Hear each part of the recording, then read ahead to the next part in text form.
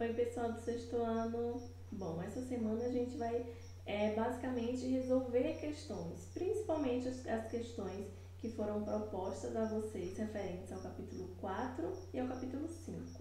E aquelas questões também que eu enviei do link, lembra? Do Google Formulários. Através dessas questões eu tive uma noção, eu pude entender mais ou menos as questões que vocês tiveram um melhor acerto e aquelas que vocês também tiveram maior dificuldade. Então eu juntei algumas e coloquei aqui, ok? Bora lá.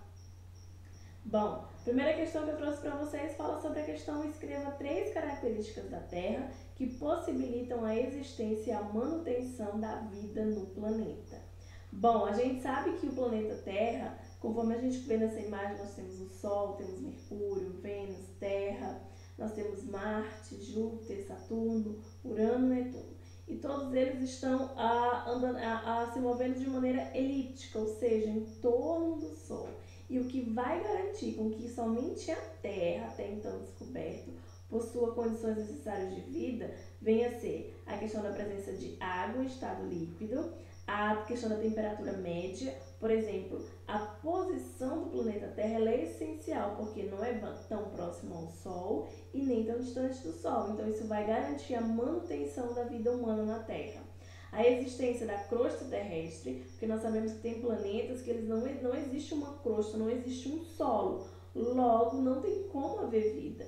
E também a abundância de oxigênio, tanto necessário para as plantas na fotossíntese, como nossa respiração humana, ok?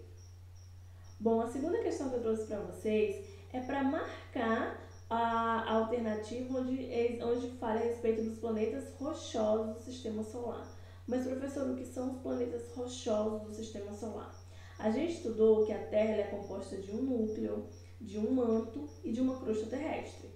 Então, esses planetas rochosos, eles vão ter uma espécie de núcleo sólido, onde a partir disso possa se ter uma existência de uma pré-existência de vida. Eu tenho um núcleo sólido, a partir disso eu vou ter um magma que se solidificou, a partir disso eu tenho uma crosta terrestre que vai possibilitar um local firme para que venha se desenvolver vida.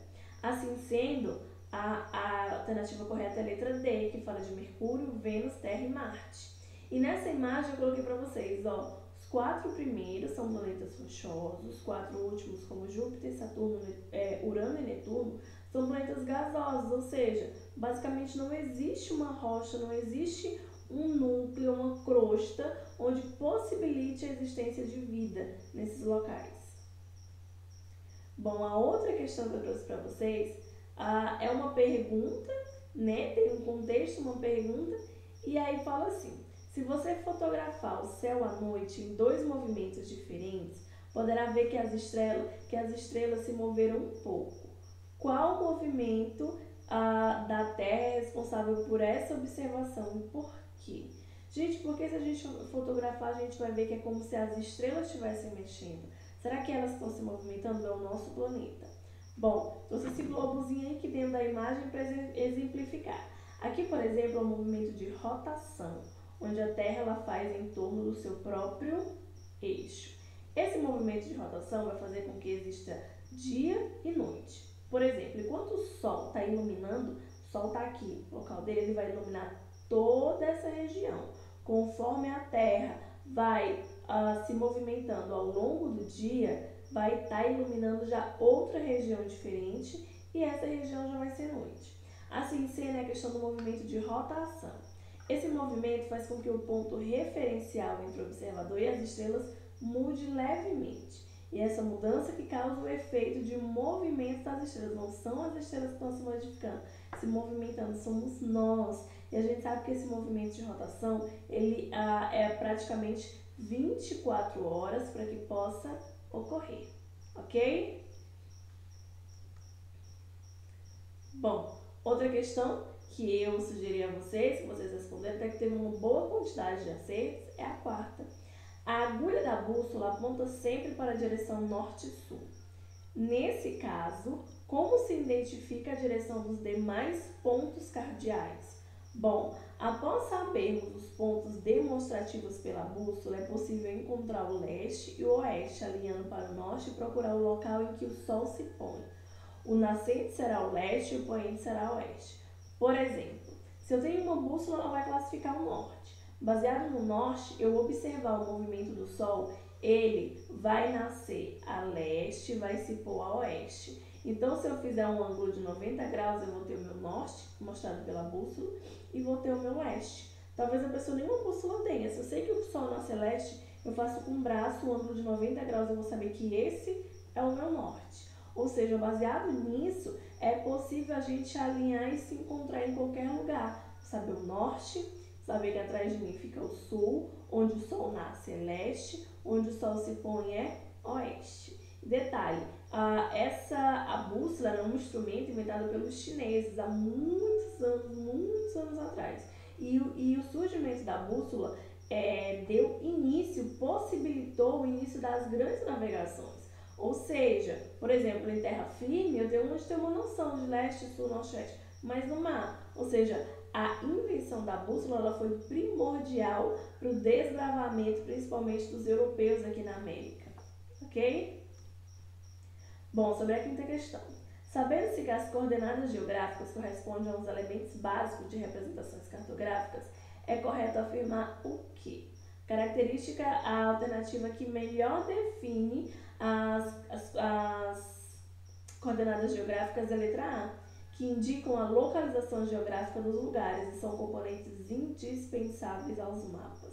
Gente, as coordenadas geográficas te dão como endereços. Através dela eu consigo localizar qualquer ponto na superfície terrestre. São linhas imaginárias que são traçadas durante todo o planeta, tanto na vertical como na horizontal, criando uma espécie de malha. Através disso eu tenho como identificar e localizar qualquer lugar na superfície terrestre, seja continente, seja oceano. Ok? Bom, a sexta questão. Quais são as características das projeções cônicas? Para qual tipo de finalidade elas são geralmente utilizadas? Primeira coisa que eu tenho que entender o que é uma projeção cônica. É como se eu pegasse essas projeções são utilizadas para minimizar as distorções. É como se eu pegasse o nosso planeta de formato geóide, não é uma bola perfeitamente redonda, tem as suas deformações. E eu colocasse uma folha de papel em formato de cone.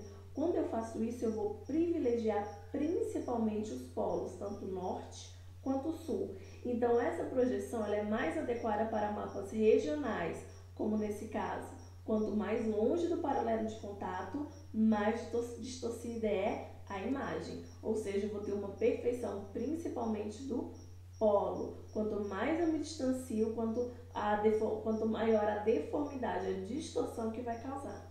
Ok? Bom, aí pergunta sobre essas projeções cartográficas. De fato, o que são essas projeções? Eu falei para vocês, existem as projeções cilíndricas, as equidistantes, a azimutal, enfim, a de Hobbes, a de Mercator, entre outros. Mas qual é a finalidade delas? É eu representar a Terra em uma folha, em um plano. Eu vou fazer uma representação da superfície terrestre em um plano. Isso vai ter distorções? Sim.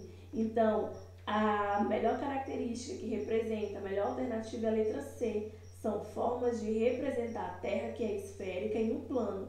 Por conta disso, sempre haverá distorções. Gente, não existe uma perfeição. Sempre vai ter distorções quando há a questão de projetar a Terra num plano. E a última questão que eu trago para vocês são conceitos que eu pedi para vocês colocarem sobre a latitude, a longitude, o meridiano e o paralelo. Bom, eu trouxe conceitos bem simples e práticos à resposta. O paralelo são linhas imaginárias horizontais que contornam toda a superfície do globo, que vão diminuindo à medida que se aproxima dos polos. Gente, esses paralelos dão um exemplo, a questão da linha do Equador, ou seja, o meio, a gente vai ter o paralelo máximo, né, podemos assim dizer que é o Equador. Quanto mais eu vou em direção aos polos, essa circunferência ela vai diminuindo. Então, isso é o nome de paralelo. E são traçados aqui horizontais. Já os meridianos são linhas imaginárias, verticais do mesmo tamanho, que vão de um polo a outro do globo terrestre. O principal meridiano que a gente tem é o meridiano de Greenwich, que a gente vai ver principalmente a questão dos fusos horários, das horas. Por que aqui no Brasil, que é uma hora, lá na Rússia é uma hora diferente? Principalmente devido à questão dos meridianos, ok? São traços na vertical. E a latitude, ela vai de 0 a 90 graus para norte ou para sul. É um traço que nós vamos fazer que vai dividir a Terra em norte e sul. Já a longitude vai ser um traço vertical que vai dividir a Terra em leste e oeste.